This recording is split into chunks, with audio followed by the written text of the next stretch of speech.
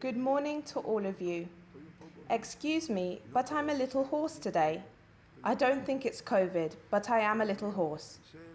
Good morning to Gisela, to our sign language interpreter, to the production team, and to everyone tuning in each morning. Today, we start the briefing with an issue we would like to clarify. It has to do with the fatality reported during yesterday's briefing. I apologize profusely to the friends and relatives of the deceased and to the Cuban people, because, as protocol dictates, when a person suspected or confirmed with COVID-19 dies, an autopsy is performed, during which a tissue sample is taken and sent to the Pedro Curry Tropical Medicine Institute laboratories for testing. In this case, the sample tested came back negative for COVID-19. Therefore, considering that this patient had no epidemiological history or been in contact with a previously confirmed case, as well as the rapid evolution of their illness and the results of the tissue sample taken, a group of experts from the Ministry of Public Health responsible for evaluating COVID-19 related deaths in the country have ruled that the patient did not die of or with the virus. I know, and I put myself in the shoes of friends and relations of the deceased, who was dearly loved, that when someone dies, nothing can repair that loss. However, we want the friends, family members, and population to know that this unfortunate death did not occur because of or with COVID-19. The patient suffered a number of severe and sudden complications which led to their death. So, today we are correcting the information reported yesterday. Again, our apologies and deeply felt condolences to the relations and friends of the deceased, who we know was dearly loved by all. Now I am going to give an update of the COVID-19 situation in the country and around the world. Today, 1,384 people are hospitalized in Cuba. 47 are under observation. There are 745 suspected cases and 592 confirmed active cases. A high number and reflection of the amount of cases being reported every day. Yesterday, almost 5,000 samples were processed. 4,941 were processed in our various molecular biology laboratories. 2,199 were processed at the Pedro Curry Tropical Medicine Institute, 652 in Havana's Hygiene, Epidemiology and Microbiology Center, 476 in Villa Claras, 282 in Santiago de Cubas, 557 in the Genetic Engineering and Biotechnology Center Lab, 406 in the Hermanos Aimajeires Hospital Laboratory, and 369 in the Civil Defense Laboratories.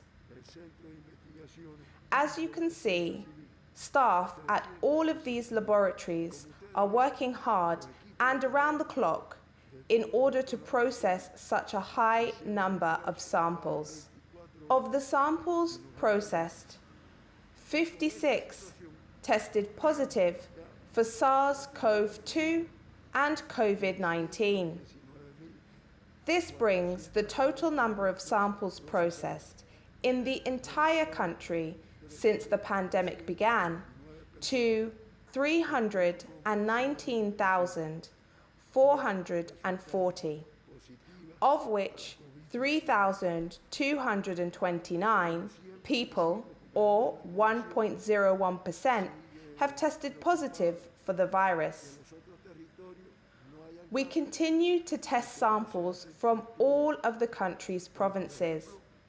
I know that the population is worried because they believe that no cases of COVID-19 have been reported in certain provinces because people there aren't being tested. This is not the case. I can tell you, for example, that yesterday 1,064 samples were studied from Artemisa, 2,921 from Havana, 93 from Pinar del Rio, 260 from Villa Clara, 154 from Ciego de Ávila, 115 from Las Tunas, 109 from Santiago de Cuba, and so on and so forth from all of the country's provinces.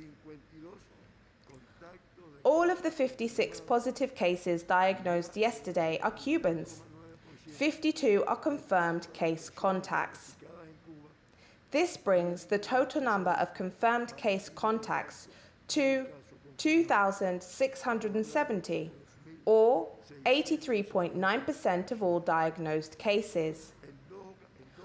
Of the 56 cases diagnosed yesterday, the source of infection linked to 2 is yet to be determined.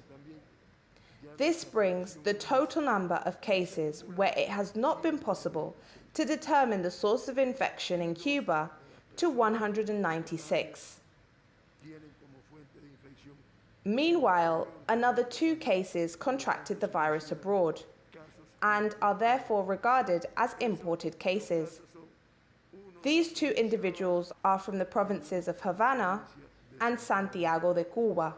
29 people diagnosed yesterday are male, for 51.7% of all cases. 27 are female, representing 49.2% of all diagnosed cases in the country, a similar rate for both sexes. 40 of the 56, or 71.4%, were asymptomatic at the time of testing. These cases account for 57.7% of all positive cases on the island. Over the last 15 days, the rate of asymptomatic cases has been rising, thus increasing the risk of infection. When we look at this figure over this time period, it rises to 75.7%. By age group, of the 56 positive cases yesterday, 8 are under the age of 20, for a total of 352 children and young people under 20 to have tested positive for the virus in Cuba, of which 301, or 85.5%, have responded positively to treatment and been discharged from hospital. 21 are between 20 and 39 years of age. Notice that individuals under the age of 39 represent 51.8% of all cases diagnosed yesterday, which tells us that we must keep working to protect our children and young people. Meanwhile, 24 are between 40 and 59 years of age, and 3 are over the age of 60. Of the 56 positive cases yesterday, 33 belong to Havana, 19 to Artemisa, 2 to Villa Clara, 1 to Pinar del Rio, and another to Santiago de Cuba. Remember, the case belonging to Santiago de Cuba is imported, while another imported case also belongs to Havana. The 19 cases from Artemisa belong to the municipalities of Mariel, Artemisa, Pauta, Guanajay, Bahía Honda, Caimito, and San Antonio de los Baños, and are all linked to the outbreak in Mariel. Notice how widely spread the cases are. The 2 cases from Villa Clara belong to the municipality of Caibarien. The case from Pinar del Río belongs to La Palma. The case from Santiago de Cuba, which does not count towards the province's overall confirmed case rate, is from the municipality of Santiago de Cuba. Meanwhile, in Havana, the 33 cases belong to La Lisa, Habana del Este, San Miguel del Padrón, Marianao, Boyeros, Plaza, 10 de Octubre, Cerro, Playa, and Regla. This shows us just how widely spread the virus is in Havana. Yesterday's results therefore mean that Artemisa continues to have the highest confirmed case rate per 100,000 inhabitants over the last 15 days, standing at 23.89. Havana follows with a rate of 16.67 per 100,000 inhabitants. Then Villa Clara with 3.09, Pinar del Río with 0.69, Las Tunas with 0.37, Mayabeque, with 1 recently reported case, has a rate of 0.26, then Matanzas with 0.14. This means that Cuba has a rate of 4.57 per 100,000 inhabitants, higher than yesterday's figure. Of the 3,229 people who have been diagnosed with the virus thus far in Cuba, 592, or 18.3%, are active hospitalized cases. 588, or 99%, are clinically stable. Following the information given at the start of this briefing, Cuba continues to have reported 88 deaths since the start of the pandemic. As I always mention, 2 patients were previously evacuated at the start of the pandemic. Yesterday, 22 people were discharged from hospital. We could say that this is a good result, but when we look at the confirmed case-to-patient discharge ratio, we can see that it is poor. Yesterday, we had 34 more confirmed cases than discharges. This means that, to date, 2,574 people, or 80% of all confirmed cases in Cuba, have recovered from the virus and are back living their normal lives. 3 patients continue to be in a critical state in intensive care. We also have 1 patient in a serious state also being treated in the intensive care unit. Despite their critical and serious conditions, these patients are also all stable, and our specialists are working hard to ensure that they all fully recover. Now we are going to turn our attention to the world. As of yesterday, COVID-19 continues to be present in the same 185 countries. The total number of COVID-19 cases worldwide will soon reach 21 million. There are currently 20,614,014 confirmed cases across the globe, after 283,663 people were diagnosed with the virus yesterday.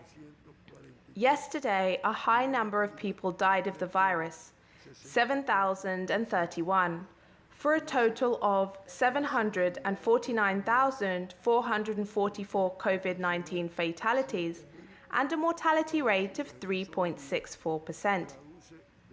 Notice how dangerous the virus is. 7,000 deaths reported in just one day shows how dangerous and difficult it is to control. The region of the Americas, the epicenter of the pandemic, accounts for 54.01% of all COVID-19 cases worldwide, after 157,462 new cases were reported yesterday, for a total of 11,133,830 confirmed cases. A high number of deaths were also reported in the region, 4,556, bringing the COVID-19 death toll in the Americas to 403,497, and a mortality rate of 3.62%. Just like yesterday, the United States continues to top the list of countries with the highest number of cases, over 5 million. 5,197,148, and over 1,000 deaths reported yesterday, 1,490. Brazil follows with over 3 million confirmed cases and over 104,000 COVID-19 fatalities, after 1,175 people died of the virus in the country yesterday.